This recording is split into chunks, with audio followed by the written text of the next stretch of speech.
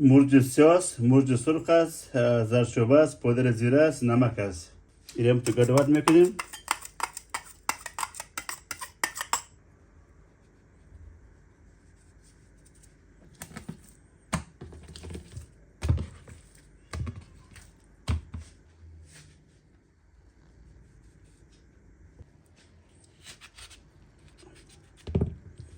آب لیمو رو سرش پاشده میریم.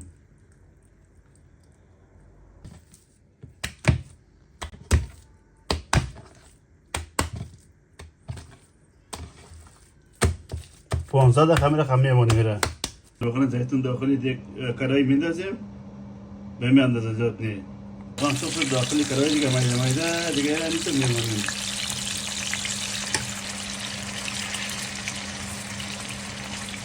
نیست مایده طور میشیم که خود تایی کلی گوشت بسه. این تو سر شامی باندیم که دمی سخت خود دیگه مایده بسه شود. بسم الله.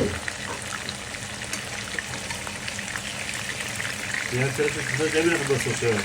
دیگه طرف شود میکنیم. وای وای.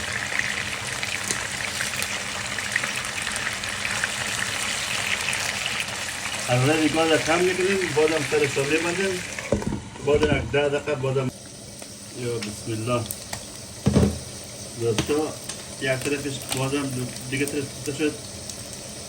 انار رو باید تشریح میکنم. بادم یک تاو میتی میره.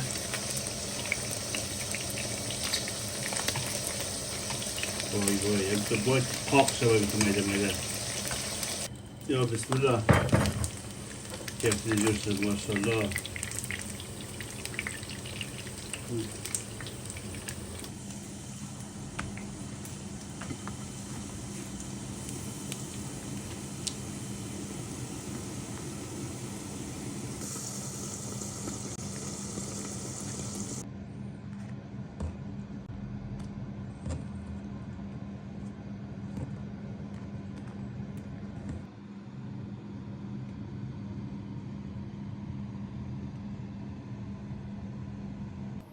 دوستا عزیز دیگه هم دیگه کباب امروز ما باش ببینیم چه رقم شده.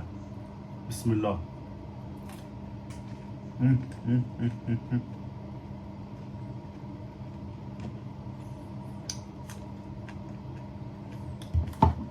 خیلی بامزه زبرده است.